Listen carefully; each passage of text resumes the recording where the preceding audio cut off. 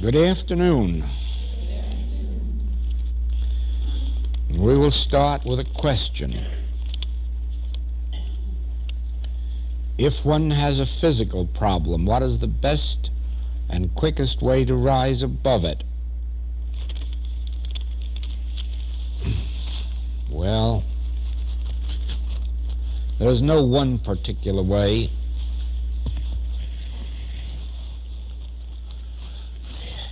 Everyone's experience differs in that regard,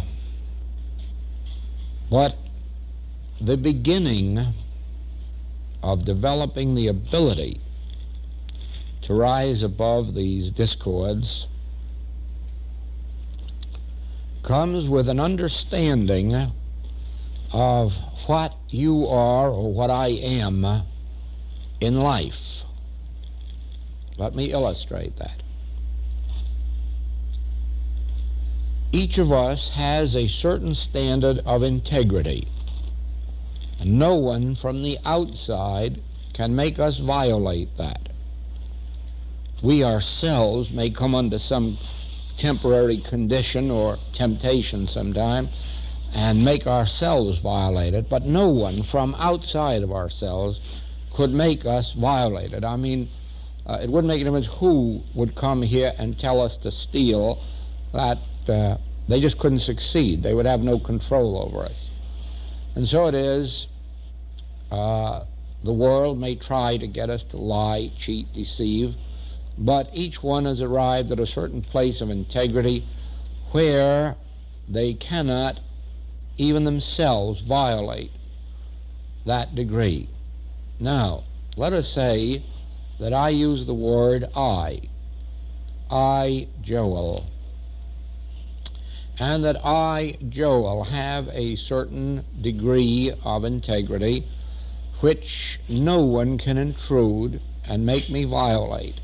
As I say, I may sometimes be in a position to violate my own integrity, and that's what causes our trouble, because there are times when we lower our own standards and then suffer for it afterward. But no one outside of me can come to me and make me violate it. And that is because there is an I, Joel, in control of me. And so there is a you. Somewhere about you, within you, there is a you that is called Mary, James, Frank, Bill. And that you is an individual identity.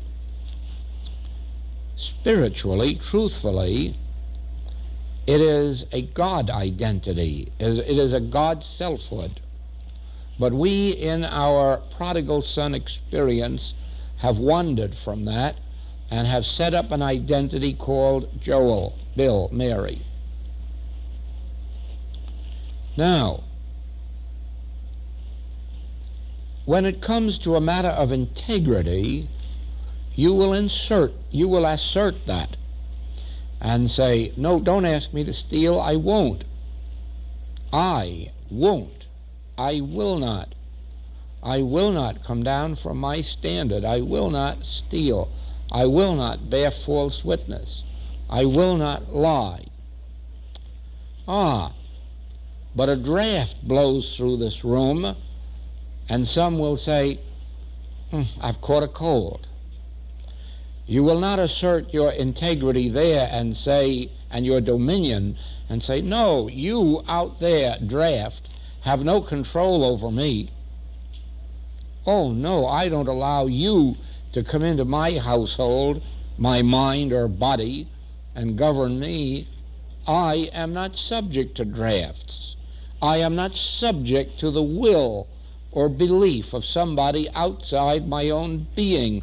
And so I'm not going to accept that so-called law of sitting in a draft. I assert myself. I have dominion. Now, in the same way, each one of us has this body. And in many ways, instead of being master of it, we are victims of it. And that is only because in the older teachings, both theological and medical, it was believed that we are victims of it, that it is greater than we are. And if it wants to tell us that it caught a cold, it can do so. If it wants to tell us that it controls us, it can do so. We've become accustomed to that. It's almost now the way the Russians obey their government. They're accustomed to the fact that they cannot even keep their own crops. When the government says we want it, their people give it up. So it is. You can very easily become a victim of giving yourself to somebody else's control. We speak in America about freedom of the press. I hope none of you believe there is such a thing. During the last 20 years, newspapers and magazines got so in the habit of giving up their freedom on this point, on that point, on this point, that today you would be surprised how few things a newspaper would dare print unless it got permission from somebody or talked it over first. And they don't think of that as having given up their dominion or authority. It has crept up on them so gradually that it's just normal to look at an article and say, can we print it? Now, we have done that over the ages with our bodies. And we have come to the place where we no longer know even that the body is a servant. And we are the master. We have dominion over this body. We have dominion over the sun, the moon, the stars. And yet many people will run to an astrologer or fortune teller of some kind to find out what the sun or moon or stars is going to do to them. Whereas the very first book of the Bible gave man dominion over the sun, the moon, the stars, the tides, the planets, the plants, over everything there is in life. But you see, gradually we have given up a little dominion here, a little dominion there, until ordinarily we live in fear of most people, most things, most thoughts. Yes, even in this last generation, people have come to fear the thoughts of other people. They've come to fear mental malpractice. They've come to fear that if somebody had a thought of envy or jealousy or malice against them, that it would hurt them. Why, you would think that we weren't children of God, joint heirs with Christ and God to all of the God dominion. You would never believe that God gave us dominion over everything on the earth, everything in the air, everything in the sky, everything beneath the waters. You wouldn't believe that if you really examine your own thought and see how many things you fear in the external realm. Now, you don't fear that anybody can reduce your state of integrity or make you violate it, but you do permit the world to have dominion over your thinking and over your body. Now, one of the first steps in spiritual living is to say the word I. Within yourself, silently, say I. I, Joel. I, Bill. I, Mary. Whatever your name is, I, and then your name. I.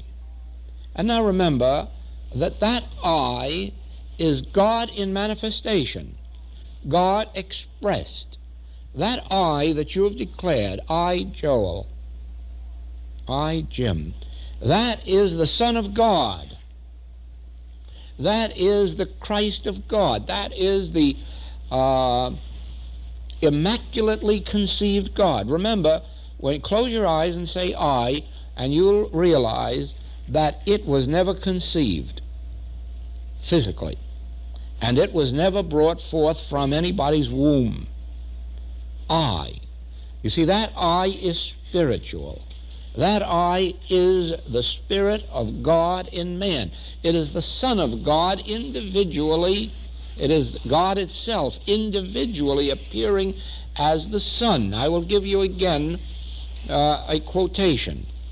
God the Father. Follow me now silently in this. God the Father, God the Son. You see that? God is the Father and God is the Son. God, in other words, manifests or expresses himself immaculately as you, as the I of you, the identity of you. Your true identity is God expressing itself, God revealing itself, God unfolding and disclosing itself, and therefore this I of you has every property and every quality of God. Not only quality, but quantity also.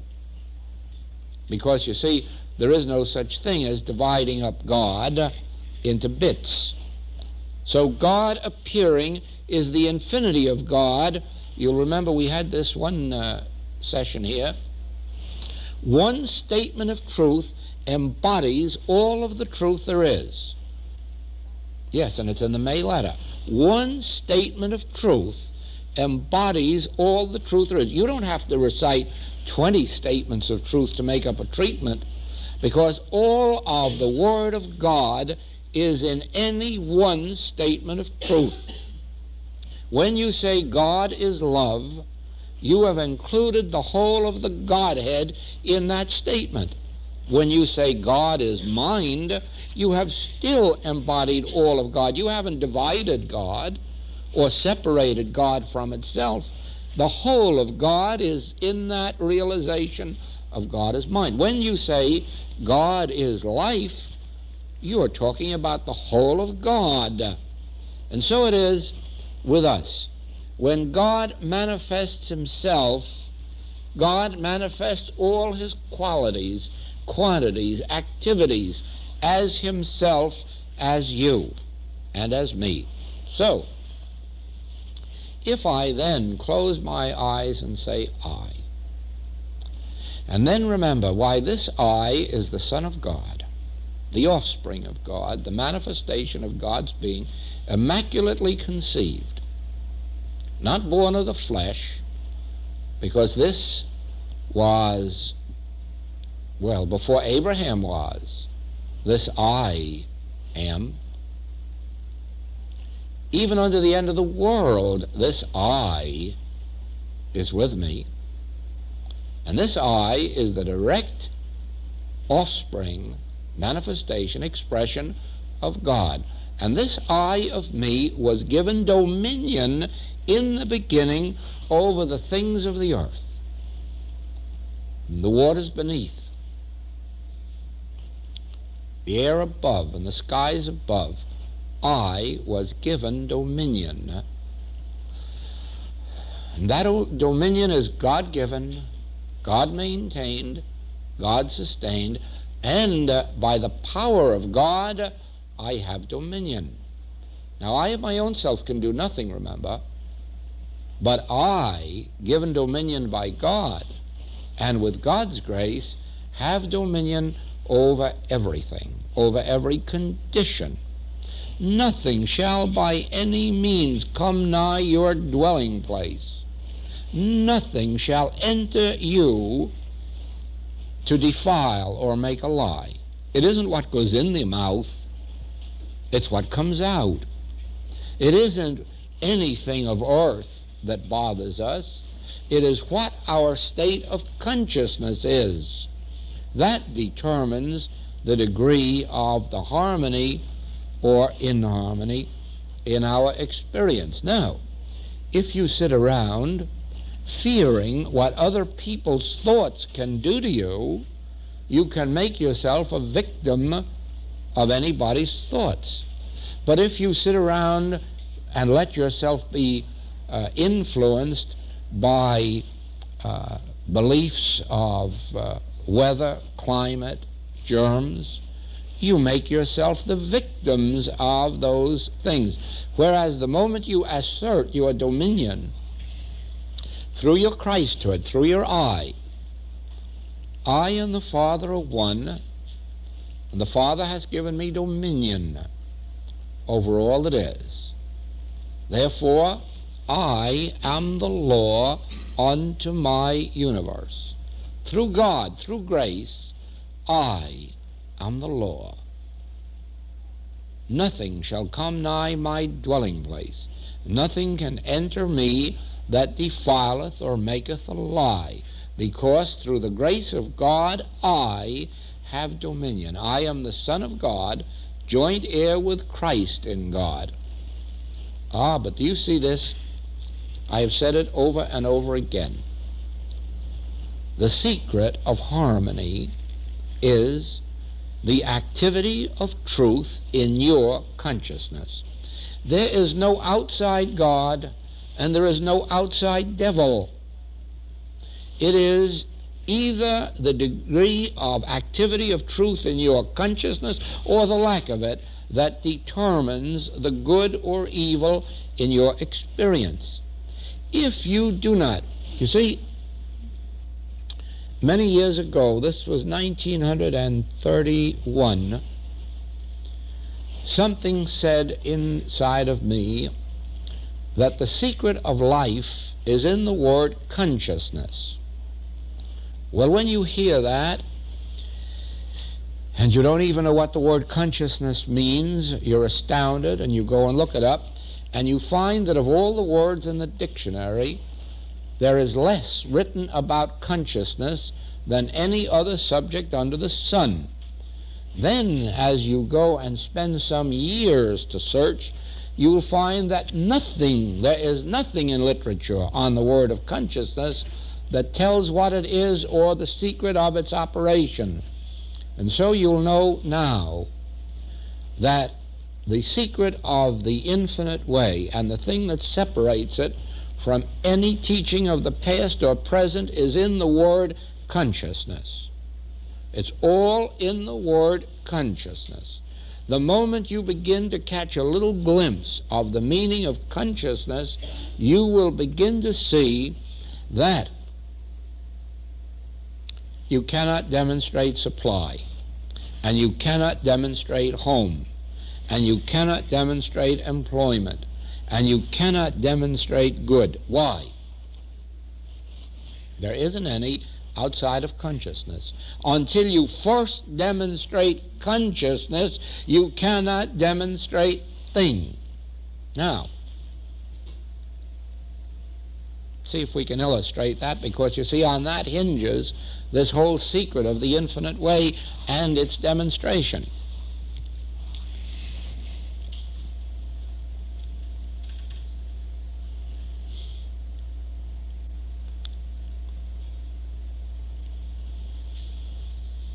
A person who has no consciousness of love cannot demonstrate love. They can't get it from anybody, and they can't give it to anybody. Why? Well, if they don't know what it is, how can they experience it? Either to get it or to give it. Even if it were given to them, they wouldn't recognize it. I'll remind you of a passage of Scripture.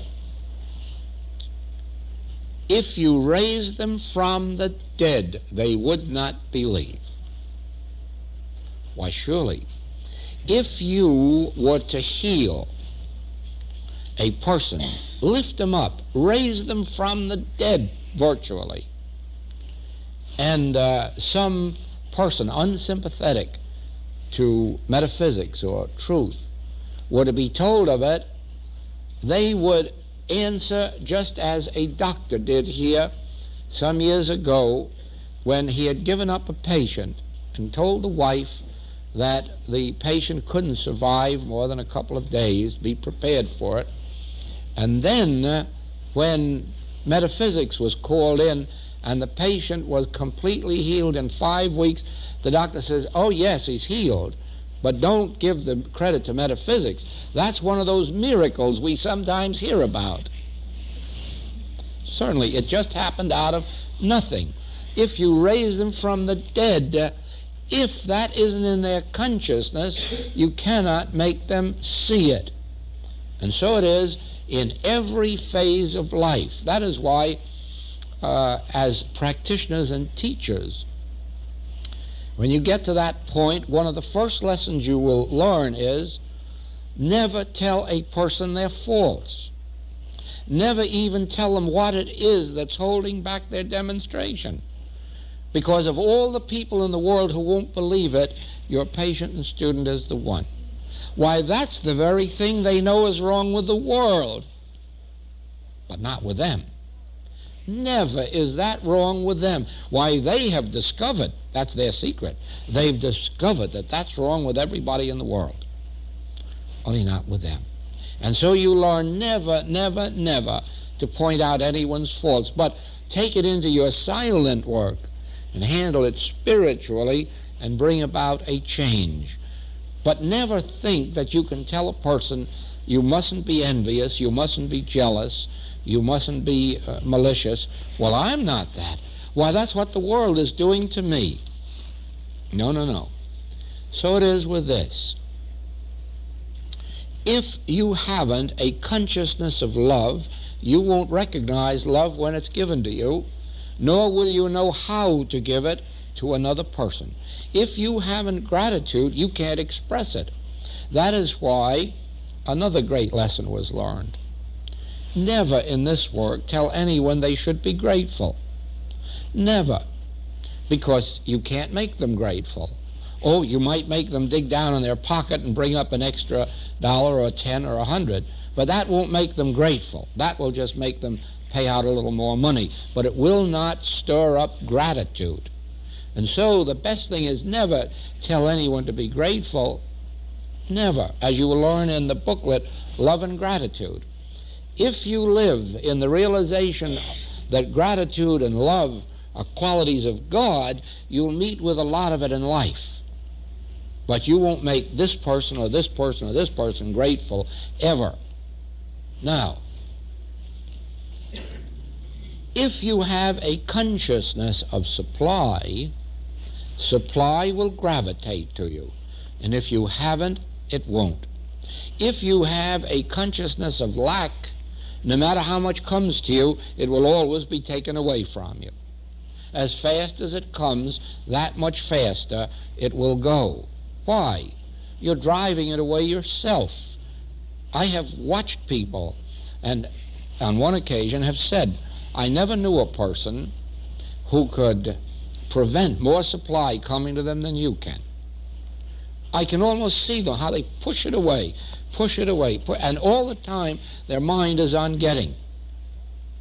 And they don't realize that that very attitude is what defeats them. Now, let us go back for a minute. I said that the word consciousness is the secret of harmony and the development of harmony in the infinite way. Now let us try to illustrate that for a moment. Close your eyes and first think of the word consciousness, and then let's translate it into another word, awareness or knowledge. All right? Now we will say, what have I in my house? What have I in my consciousness? Here I am, all alone in this chair, and my eyes are closed, and I'm turned to the withinness of myself, and I'm asking a question. What have I in my house? What is there in my consciousness of good, of truth, of life, of love? What is there in my knowledge, in my awareness? What can I find in there? Well, let's start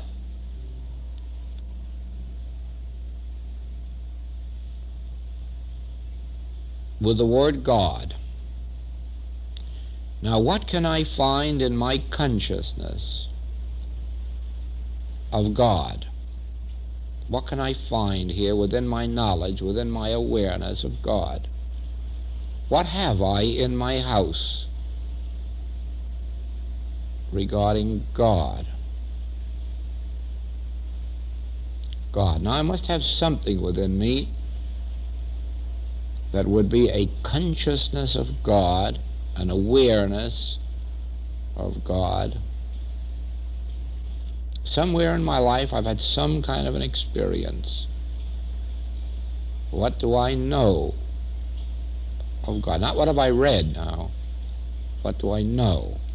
What do I know of God? What is there of God in my conscience? Oh, I know. Yes, it says God is love, and it's true. I love children. I love beauty. I love art. Or I love poetry. Or I love flowers.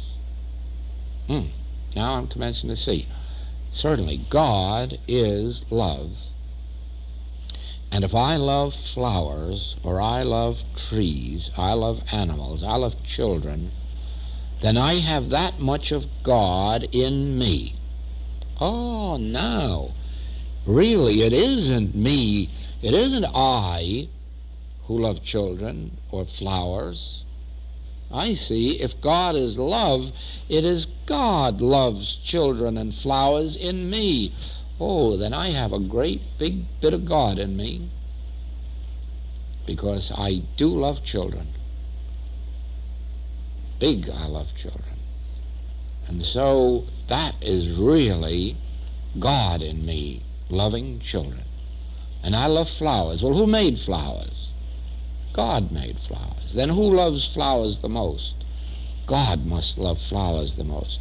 Then it's God loving flowers in me. Oh, I've got a good bit of God in me, haven't I? I've got a good bit of God awareness in me. And I love joy. Yes, but God is love. Then it's God's joy and God's love of joy that is made manifest in me. Now I can say, I have a consciousness of God. Oh, I have a consciousness of God. I have a God consciousness. Why, that's what the Bible calls Christ consciousness. That's what it's called, spiritual consciousness. The fact that I have this awareness of God in me. Oh, I have a consciousness of God. I have a consciousness of love. I have a consciousness of joy. Well, now let's go on from there. What else have I in... Oh, yes, wait a minute. When Moses was in the desert and lacked food, manna fell from the sky. And yet all that Moses was doing was preaching God, pointing to God as the only power. In the first commandment he said, "Thou shalt have no other gods, no other powers." It was the power of God that produced this manna in the wilderness. It was this power of God that produced water from the rock when it was needed. It was this power of God that produced a cloud by day and a pillar of fire by night. Why, just think. The power of God is the source of supply. The power of God is the source of protection. And I have this within me, because where has this all been declaring itself but in me? Where have I been thinking this but within me? Why, I have a consciousness of God as supply. I have a consciousness of God as protection, an awareness of God. I already have that. I don't have to go out and get it. I don't even have to read books. Now that I come to think of it, I have an awareness of God as supply. I've always known that God supplied Moses with food, water, and protection. And how about the master? Did the master multiply loaves and fishes, or did he look to God and the fishes and loaves were multiplied? Why, yes, I have a consciousness of God as having supplied the master. I have a consciousness of God as having protected the master, let him walk through the throngs, walk through the walls, walk on the water. Yes, I have a consciousness of God as protection. Do you remember the master stilling the storm at sea? And he called it the power of God. I have an awareness and a consciousness of God as the source of supply to the master, to Elijah, to Elisha. I have an awareness of God as protection. Well, it just seems like I have a big God consciousness inside of me now. Uh-oh, something else is coming to me. What is the intelligence of this universe? What is it that hung the stars in the sky and keeps them there? What is it that divided the land from the sea? What is it that fills the ocean with fish and the air with birds and the cattle on 1,000 hills? What is it that made redwood and oak, mahogany, potatoes? Why, that's God. That's the power of God operating in this earth. As in heaven, so on earth. God is omnipotent, supreme. As in heaven, so on earth. Why, God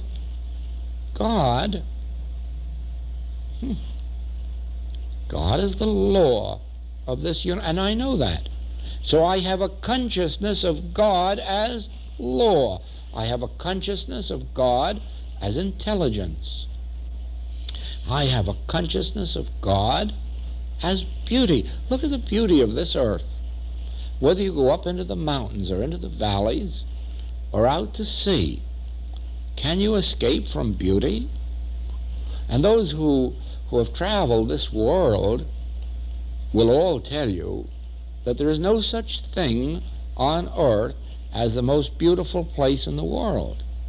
There is no such thing. With all due respects to Hawaii, there is no such thing as the most beautiful place on the world. I would love to take you to the places I have been in Switzerland, along the Rhine, the Elbe, the Rhone, into the mountains and out on the desert, out from Cairo. You would find there's no such place as the most beautiful place. Each place has a beauty of its own, an individuality. It differs. It differs, just like the island of Oahu differs from the island of Kauai. It differs like Grand Canyon differs from up New York State. But it's all beautiful. God has placed beauty at every single speck of this earth, up above and down below. Those of us who've been swimming down below the sea, we could tell you of beauties down there such as the people of earth never dreamed. There's no place. Why, God is the source of beauty, and I know it. So I have a consciousness of God as the giver of beauty, as the source of beauty, as the activity of beauty. Why, God is the beauty of this world. God is the law of this world. God is the love of this world. God is the intelligence of this world. Why, I have a very great consciousness of God. And you see, that means I have a very great God consciousness. And what is it that we're all seeking in this work? God consciousness. What is it that everybody writes me in their letters? Every letter has this in it. Please remember, I'm not seeking healing alone. I'm seeking God consciousness. Well, they already have it. Already have it. Only it takes this meditation to bring to light the fact that we all have God consciousness. We have God. We have the consciousness of God as supply. We have the consciousness of God as our intelligence. We have the consciousness of God as our safety and of our security. We're not here to seek it.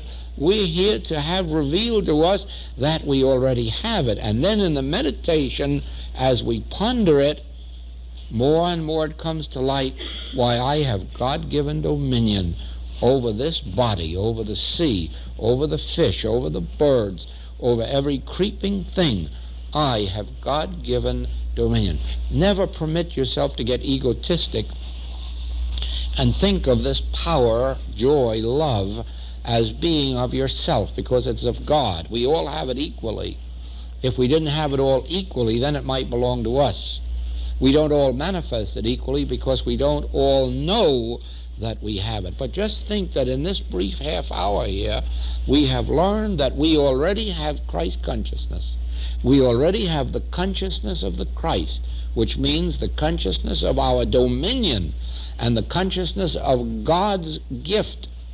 Now, watch this. The very minute that you understand that you have the consciousness of God's dominion in you and God's supplying power and God's protective power, and this, out here, the supply and the protection and the activity and the beauty begin to manifest. It wasn't out there until you found it first within yourself.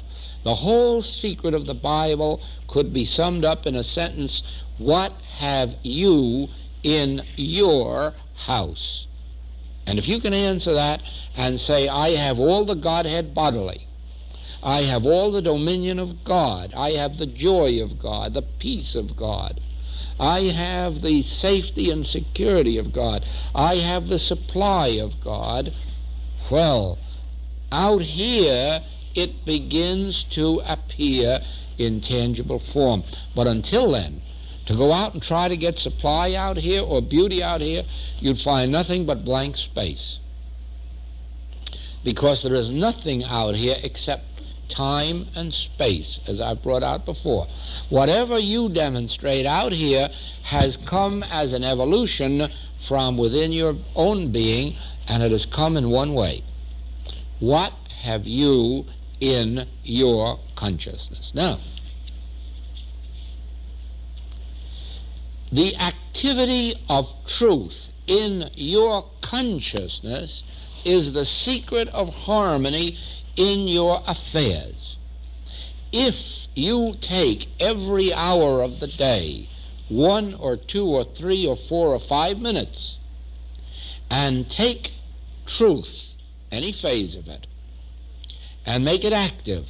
Let us say that in this hour you would understand, I have God-given dominion over my body. And just ponder that for 2 or 3 or 4 minutes. An hour from now, begin to think of Moses and his manna and water, and Elijah with even the ravens bringing him food, or Rickenbacker having fish jump up out of the sea into the boat, and birds come and sit on his head, give themselves up. Think of any experience you can of God having provided supply, and then you will have God consciousness of supply. And then again, take up love and try to think back in your experience where love came to you in some way that was totally unexpected, totally impersonal. Not just love from your mother or father where you expected it, but from some direction where ordinarily you couldn't expect it, shouldn't have expected it. And then you'll say, or think of some instance where you gave love in some way to something or someone outside of the whole usual expectancy of your existence, and then you'll begin to understand God was working in you as love. It was God that prompted you to do it. God as love that brought it about. Or try to think of something in which you had an intelligence beyond your own, in which all of a sudden you had some skill or some ability that wasn't your own, or some knowledge came to you, and then you'll ponder and say, why, God was the author of that. God was the one operating in me. Well, I have God working in me then. I just haven't acknowledged it enough. Acknowledge him. Lean not unto thine own understanding. Acknowledge him in all thy ways, and he will give thee peace.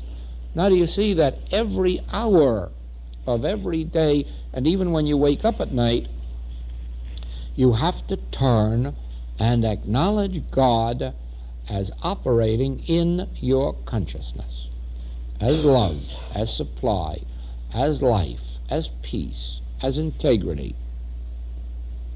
Now you'll find that you already have God consciousness. You'll find you already have Christ consciousness, that your consciousness is already imbued with the qualities and activities of God. And that's all you're seeking in life. If you want to know why you're here, I can sum it up for you. You're only here because of a belief that you haven't got Christ operating in your consciousness. And you're here to learn that you have Christ operating in your consciousness, but you haven't consciously opened yourselves to it.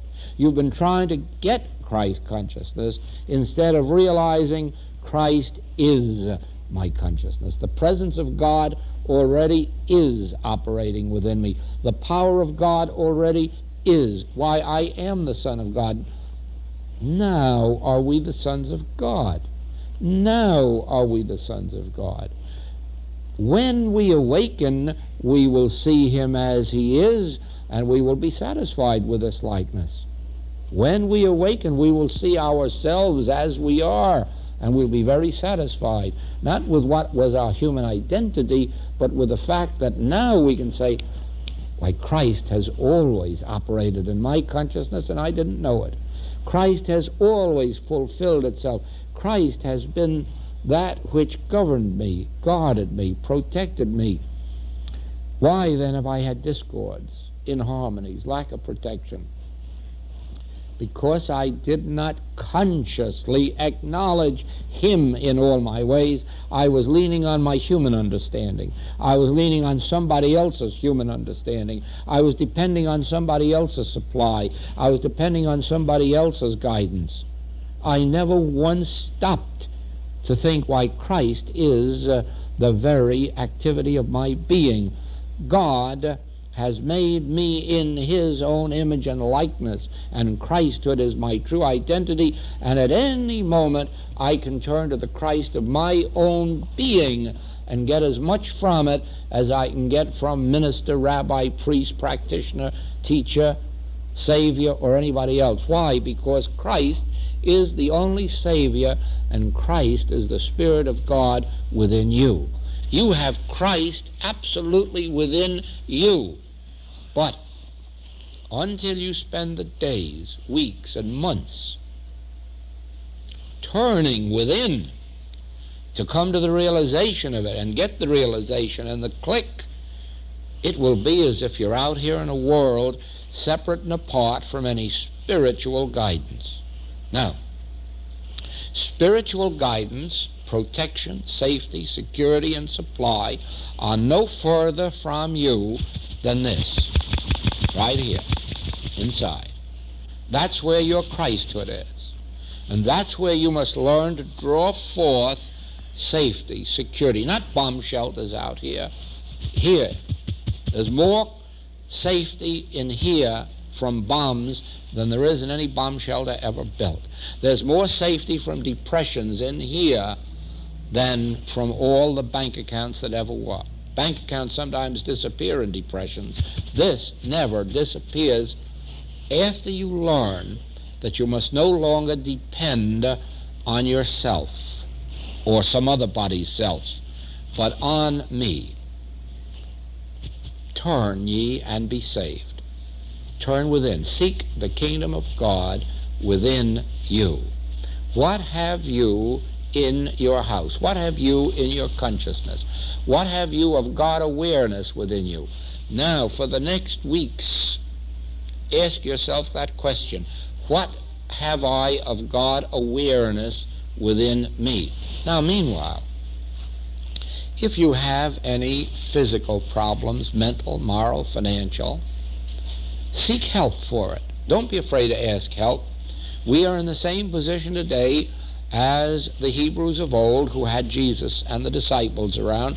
When they got into a jam that they couldn't get themselves out of, they went to Jesus or they went to the disciples, and that was a legitimate activity.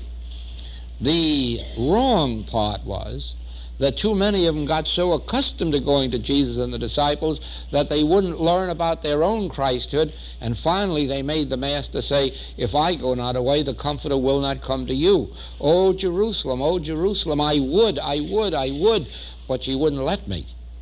Certainly I would have told you. He tried to tell them about this wonderful principle within their own being, but no, they'd rather go and sit at the feet of the Master. You can sit at the feet of the Master for a while. And in spiritual teaching, it is a right thing to have a teacher sufficiently far ahead of you on the spiritual path as to open your consciousness to the truth. But once that opening has taken place, you must begin more and more and more to realize that you have the same Christ here as your teacher has. The same Christ here as Jesus had. He always said of it, my Father and your Father. So you see, what have we learned today? There's no use trying to demonstrate anything out here. Turn within and demonstrate what you have in the house already. And if you have a consciousness of God as supply and a consciousness of God as the source of beauty and intelligence and wisdom and guidance and protection, that's all you'll ever need, because then you can walk around this world with just your clothes on and always find wherever you are everything necessary. The wisdom to build a bridge if you need it, the wisdom to write a poem if you need it, the wisdom to give a treatment if you need it. You carry it with you. That was why I had to give the answer the other day when I was asked about my headquarters. And I said, here it is. Wherever I go, I carry it with me. Used to say under your hat, but I don't wear a hat anymore. But there it is. That's my headquarters. And whatever I need, I carry there with me. That and a little bag that has room for some papers in it. And that's headquarters. And that's enough, because one of the earliest things I learned was the place whereon thou standest is holy ground. The place whereon thou standest is holy ground. You can set up shop here if you like and draw all those to you that is right for you to have, but you must have the consciousness first. A place won't make you successful. Moving to Hawaii or moving to 42nd Street and Broadway, oh, no, there have been bankruptcies at 42nd Street and Broadway. There have been bankruptcies at 42nd Street and Fifth Avenue with 10,000 people an hour passing by. You can't find success out here. Success is up here. It's in your consciousness. When you have that, then you can set up your place, well, you know what Emerson said, in the wilderness. The world will be the pathway to your door, as long as you have the consciousness where you are. So don't try to demonstrate out here. Demonstrate in here and let the rest come. Well, now that's that. Oh, I didn't get into my subject.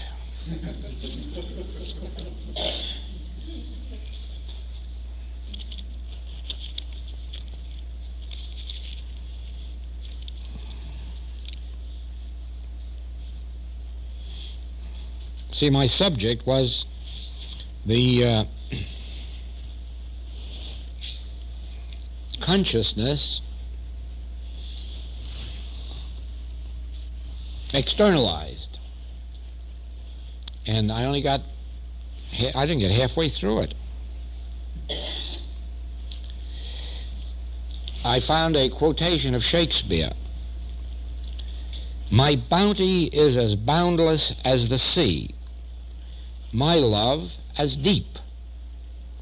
The more I give to thee, the more I have, for both are infinite. My bounty is infinite, my love is infinite. Now you see, that is the whole point that I've made here today. Evidently, that's what I was to start with. Because if my bounty is infinite and my love is infinite, it can only be for one reason. It's of God. If it weren't, I'd have it all and you'd have none. But if Shakespeare could say his bounty was infinite and his love was infinite, and we've just been saying here about this great infinity of love, it must be the same infinity, because it can only be one infinity, and that is God.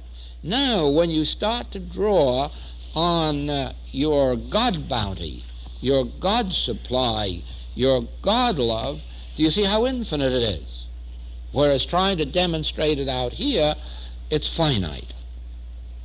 Well, when you have it within, you have it manifest without. And so I better finish this on Wednesday night. Thank you.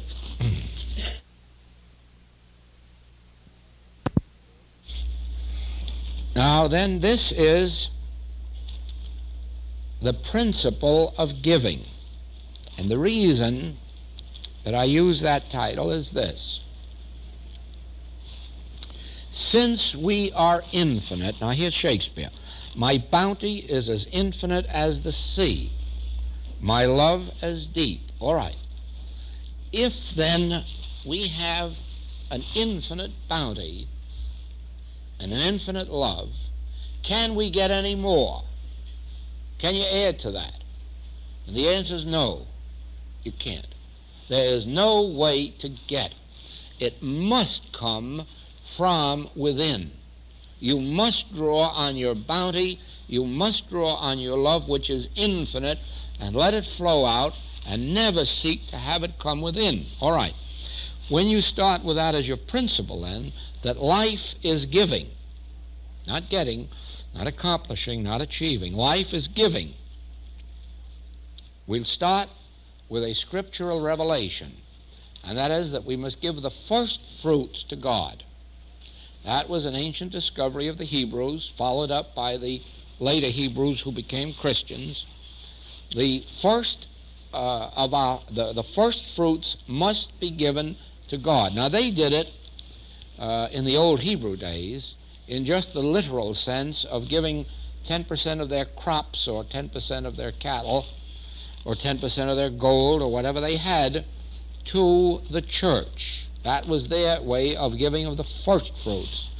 And we in these days can carry out that in effect by setting aside something from our income, whatever percentage we decide on, and giving it to any spiritual or other purpose, benevolent, some impersonal purpose that we wish.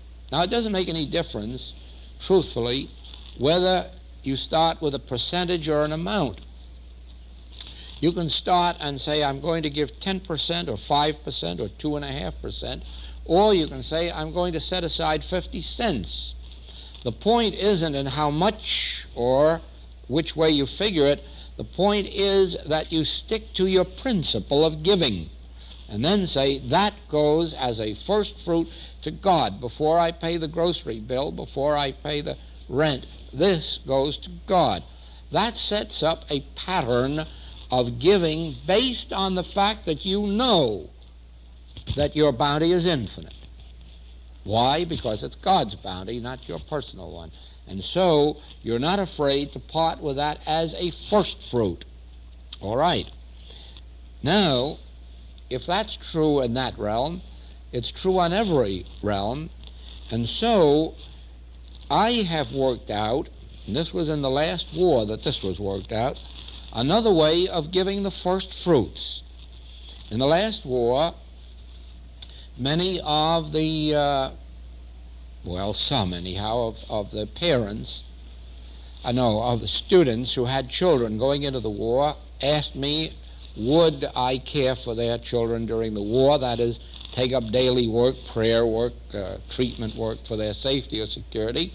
And in each case I would say, no, I won't, unless your son or your daughter desires it, and then only if they're willing to cooperate with me. And at first some thought that was kind of cruel, but I just didn't want to be deceiving about it. I haven't any power with God. I have no pull with God so that I can give safety or security or get God to give it to anybody.